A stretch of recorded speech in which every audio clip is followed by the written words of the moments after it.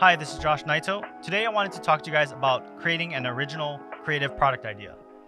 Before I started making this video, I was looking on YouTube and trying to figure out, okay, what am I going to do for this video? And so I went and looked to see what other people were saying, so I didn't necessarily say the same things. I didn't really see that many videos about this topic. Like, there seems to be this huge vacuum because all the top little spots are taken up by drop shipping or service-based businesses. There's not that many out there for a original product. A keyword to search also, if you still want to go down this rabbit hole, is Kickstarter. Kickstarter, because there's a lot of people out there that are creating new products, they have a lot of advice on manufacturing, patenting. Definitely something that you should look into after this video. Don't click off and bear with me, and I'll get to 5 points that will get you to creating a product that people actually want to buy. With service-based businesses, the startup cost is very low because it's your skill and your time. If you're starting out in business and you don't have a lot of funds, that's probably the one for you. But also understand that you have a major bottleneck. And that bottleneck is your time. The amount of time that you have in exchange for money. At some point, you'll have too many clients. If you're good at what you do, you'll have too many clients, and then you'll have to raise your price, or else there is no way for you to make more money. And that's a good problem to have. But still, it is your time. And that time is taken away from your family. That time is taken away from hanging out with your friends. That time is, in general, taken away from you doing what you want to do in life. Drop shipping is on the totally opposite side of the spectrum.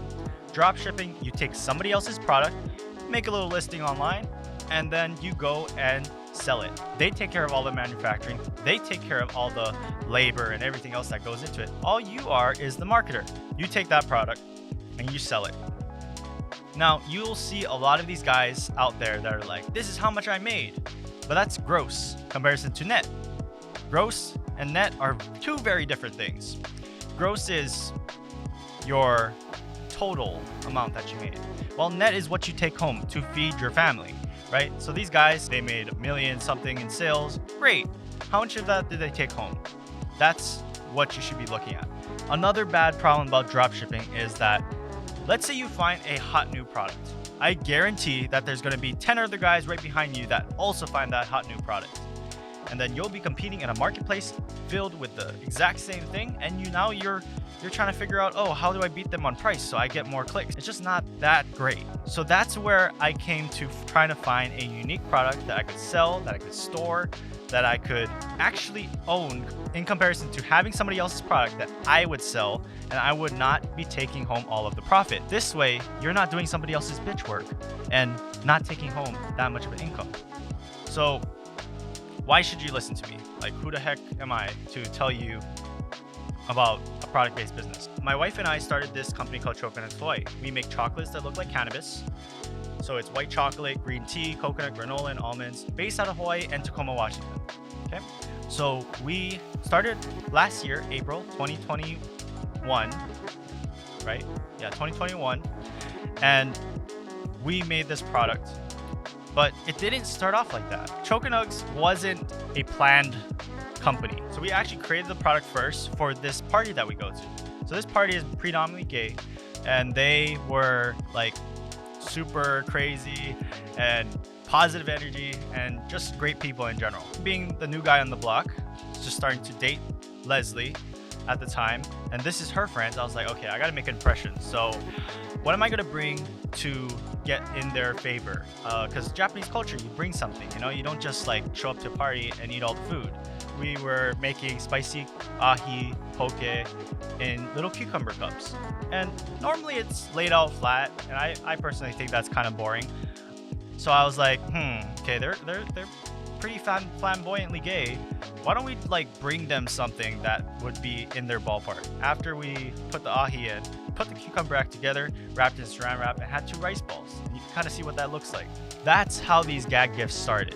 From there, we brought a bunch of other gag gifts that were kind of in their ballpark. And then I was like, I want to do something for myself. I'm a 329 card holder in the state of Hawaii. So I thought it would be funny to bring something that had to do with cannabis. So I asked Leslie, hey, is it possible for you to make a food product that looks like cannabis? So we ended up putting some white chocolate, some green tea, coconut, some granola together, and basically making these chocolates that looked like butter. We brought it to the party, and mind you, these guys are like Navy, military, and whatnot. So they got piss tests, you know, like they got things to do that they were kind of scared when we first brought this out. And then we're like, we assure you there's no cannabis in this. Like, in fact, Leslie hates weed, so there's no way that she would have made something that had weed in it. They tried it and they loved it, and the bag was gone before everybody showed up. That story actually shows you 5 different things that will make a product successful, at least in my books. So, number 1, it fixes a problem.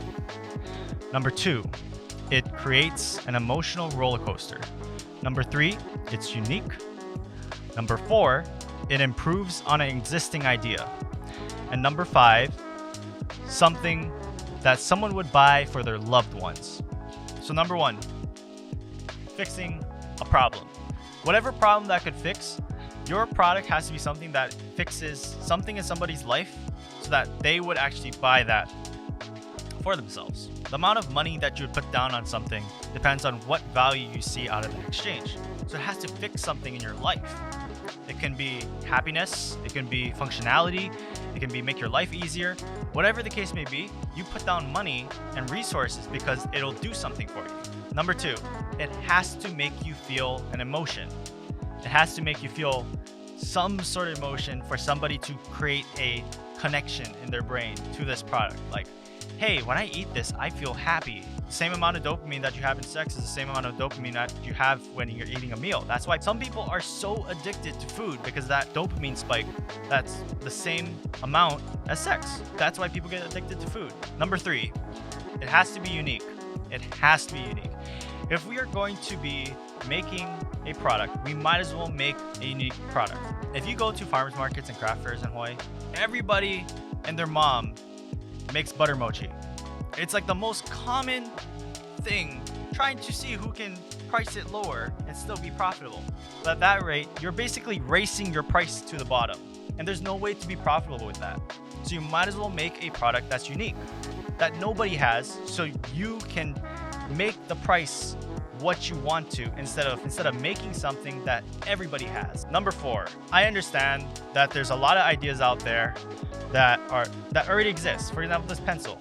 At some point, we had pencils. Number 2 pencils probably are the most basic writing utensil. And before that, they had the little inkwell pens, right? Graphite, wood, back, metal part, eraser.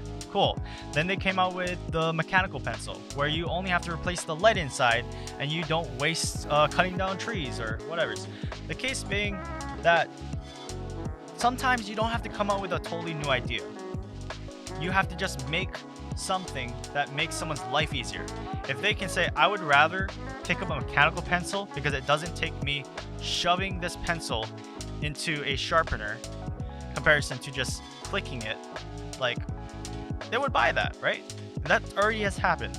But you can definitely make a product successful just based off the fact that it makes someone's life easier. It's a little bit different than something that's out there. They do the same thing. They both write. They're both erasable. But one takes just one more step to get the graphite out in comparison to just clicking. Number 5.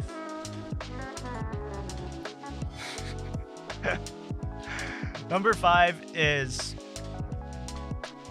having a product that someone would buy for their loved ones. Having a product that someone would buy for their loved ones is so impactful because $997.73 is the average amount of money that someone spends during the holidays, Christmas time.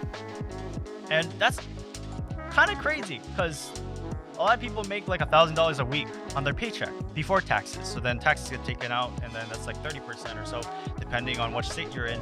And you're left with that. But people will spend that much money during the holidays on products. So if you can make your product something that someone would be like, oh, shoot, my wife would love this. My brother would love this. My friend would love this. Then they might spend that money on their favorite person in the whole world. Comparison to, if I'm trying to buy this for myself, I'm probably thinking, okay, how much will this affect my life? Okay, is it worth it? I'm trying to do the equations in my head. But at the end of the day, when you buy a gift, you're not saying, oh damn, $100 for this. That's so nuts. I can probably find one for cheaper. Comparison to, damn, I really know that my friend really likes Louis Vuitton. She just loves those bags.